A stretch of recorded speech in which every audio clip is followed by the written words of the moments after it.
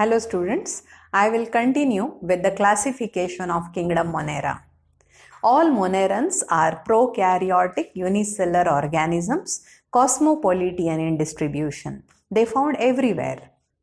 In this Monera, first group is Archaebacteria. These are known as living fossils.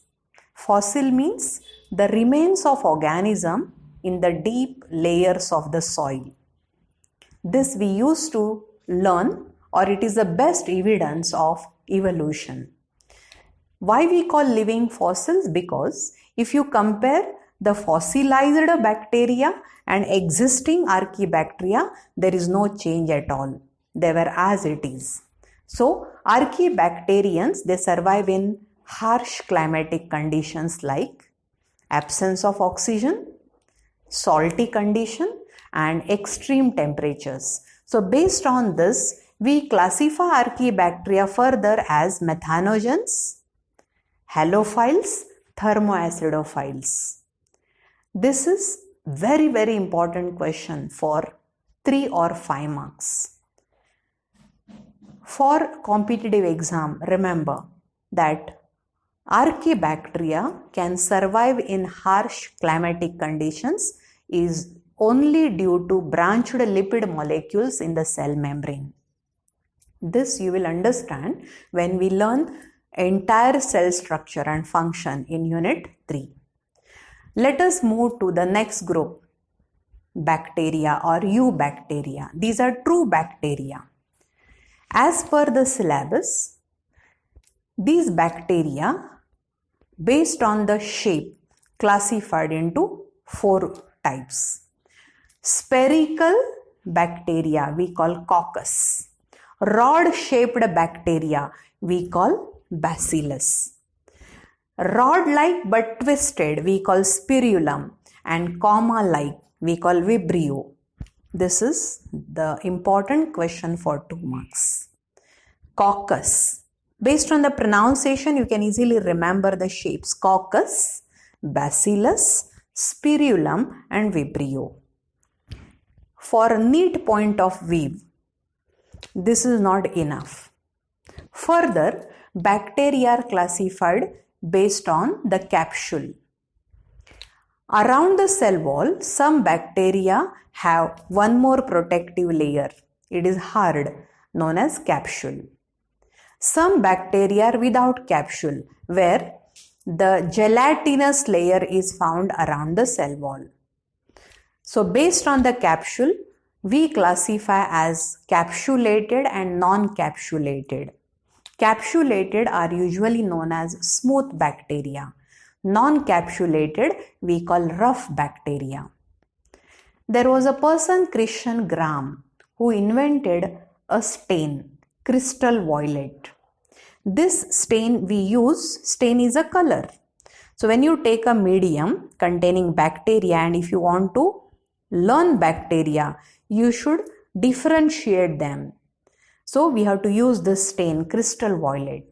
So based on the staining ability, we classify 2 bacteria. Those who are capsulated, they can easily react with the stain. And those who are non-capsulated, they will not receive the stain. Here, as I told you that crystal violet stain was developed by Christian Graham. So capsulated bacteria reacting positively with the stain are popularly known as gram-positive bacteria. And those who are unable to react with the stain, we call them as gram-negative bacteria. So based on the staining ability, gram-positive bacteria, gram-negative bacteria. Learning pathogenicity, disease causing ability. It is usually decided that capsulated bacteria are pathogenic. Non-capsulated bacteria are non-pathogenic. Further, some bacteria are non-motile, but most of them are motile. And this motility is due to flagella. So some bacteria are flagellated. Depending upon number of flagella, we classify them in 4 groups.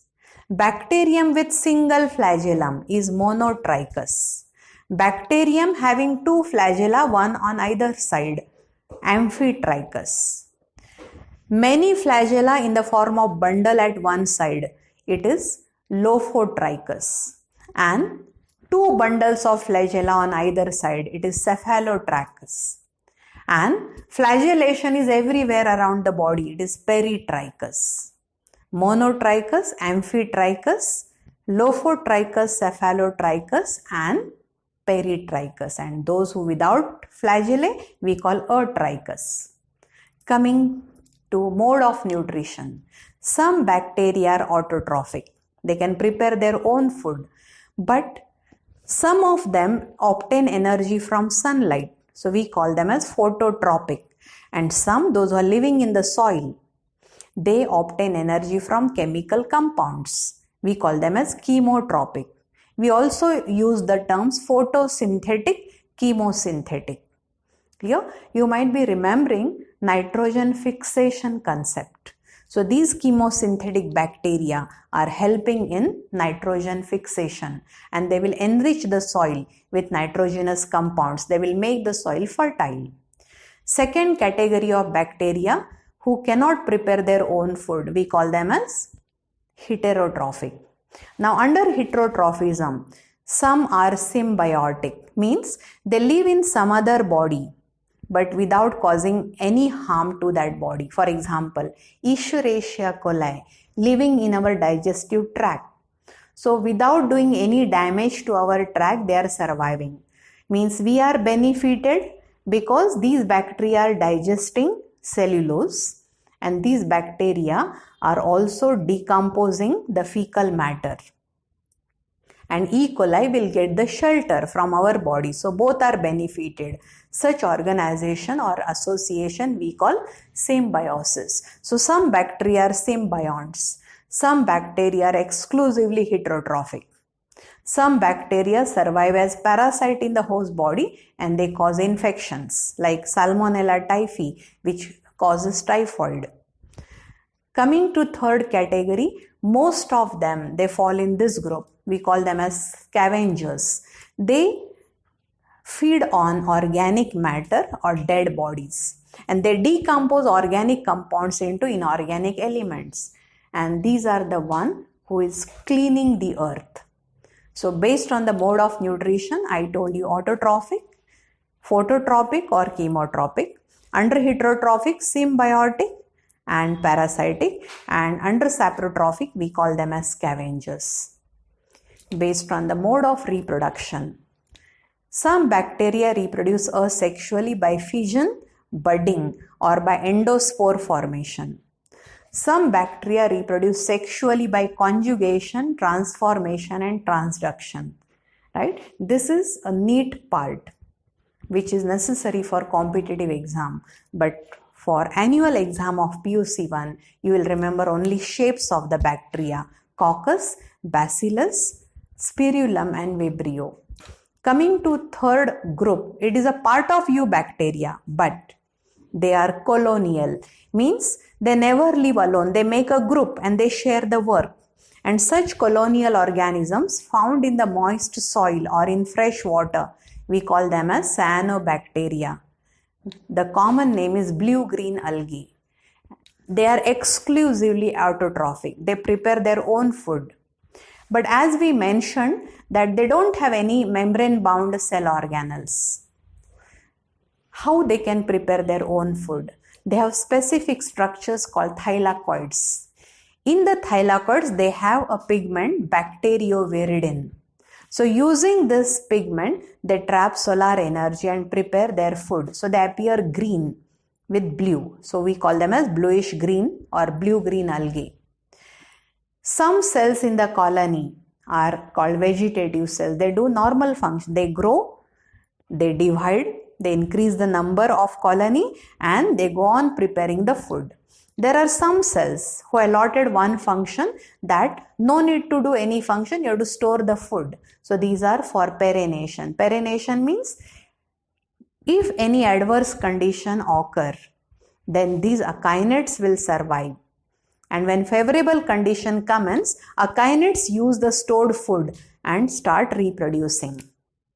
And reproducing cells are known as hormogonia. That I'll explain in later. There are some nitrogen fixing cells known as heterocysts. This is important for 1 mark. They help in nitrogen fixation. Clear?